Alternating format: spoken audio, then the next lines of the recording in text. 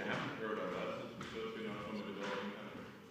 Because we are part of UNESCO and we have a particular mission.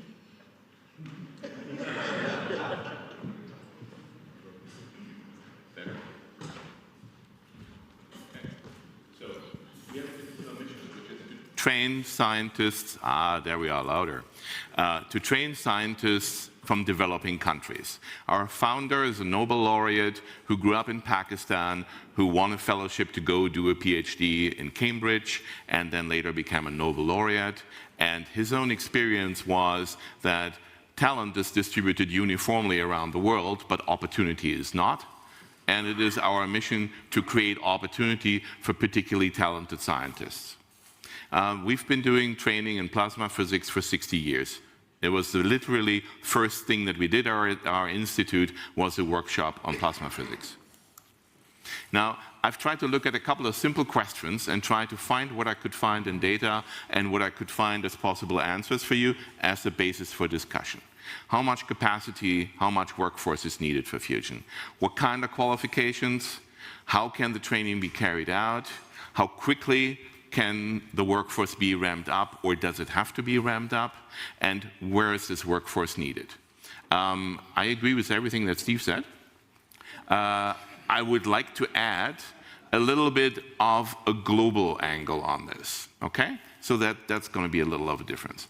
So this is what I found as a projection from CFS about workforce needs for fusion. They call it fusion workers. This is their graph. It ramps up to 2060. And the interesting thing is the total number, which is about 800,000. That's a large number, but that's their number. Now, if you look at some other numbers for fusion workforce, this is what I found with the help of Perplexity, an AI tool that I sometimes like to use.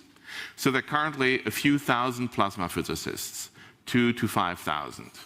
About 40% of what can be classified as fusion workers right now have a PhD. That will change. There'll be a lot more engineers and technicians needed, and the main thing to train for is not going to be plasma physicists. That's my statement. The number that we will need is a few hundred thousands about 10 years from now. That's kind of the order of magnitude that I think we're talking about. Now for comparison, there are currently 900,000 workers in energy generation in the United States.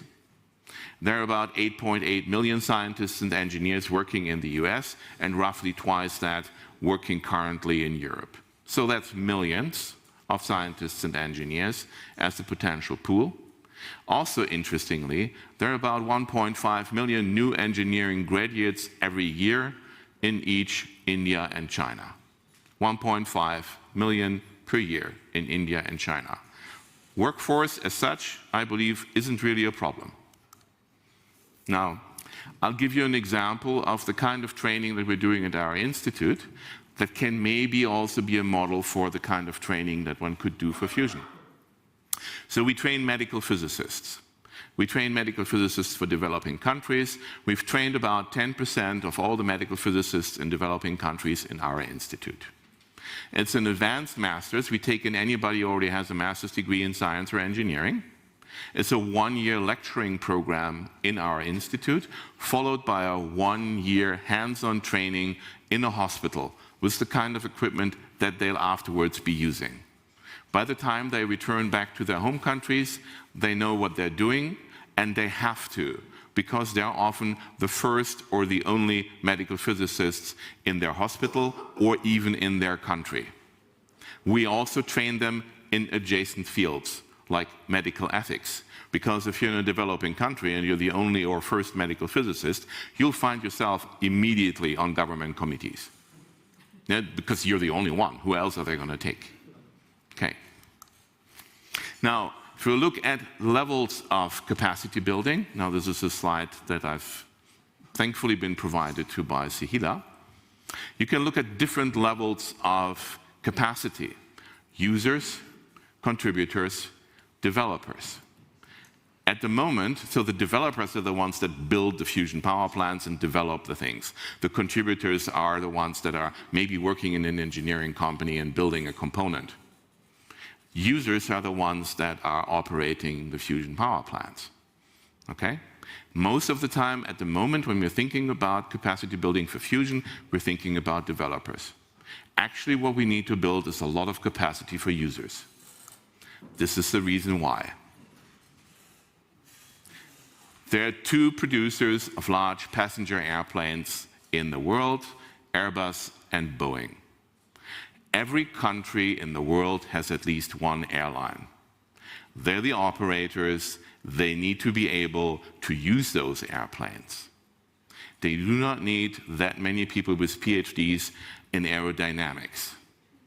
They need a lot of technicians that can fix those planes and make sure that they're safe and that they don't fall down and kill people. Okay? I think there's a pretty clear analogy as to what one needs and what the capacity is that one needs to build. Now, you've seen a version of this plot yesterday. This is from the MIT study on how fusion might become part of the world electricity production. This is electricity, not primary energy, but nevertheless. Now, I encourage you to just basically look at the shape of those pink triangles and at the scales. So you've got the United States, you've got Europe, you've got Africa, you've got China and India. You have a time scale that goes to 2100, but for a moment, disregard the time scale and look at the y-axis size and the size of those pink triangles. Okay? In the next 30 years, the most new power plants that will be built on the planet will be built in India and China and other developing countries like Indonesia and Nigeria. We do have a lot of power plants currently in Europe and in the US.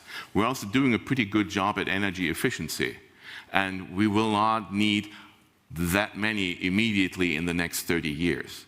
The single country with the most need over the next 30 years is going to be India. But China will need a lot too, and then, talk to the other guys. You can see this here. Look at the triangles for China and India and Africa. So here are my attempted answers to the questions I asked at the beginning. So how many people do we need to train? Of the order of several 100,000, probably over the next 10 years or so, would be a good thing. What kind of people do we need to train? A lot of technicians, a lot of master's level engineers that get special skills. It may be a good idea if they get some hands-on experience along the way, so they're immediately useful. Okay? So that is short added on MSc degrees, certificates, also online training, training centers, etc.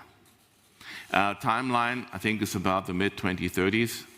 And if you're looking at this, please don't just look at the US and the EU, because your market actually is also India, China, and Africa. Thank you.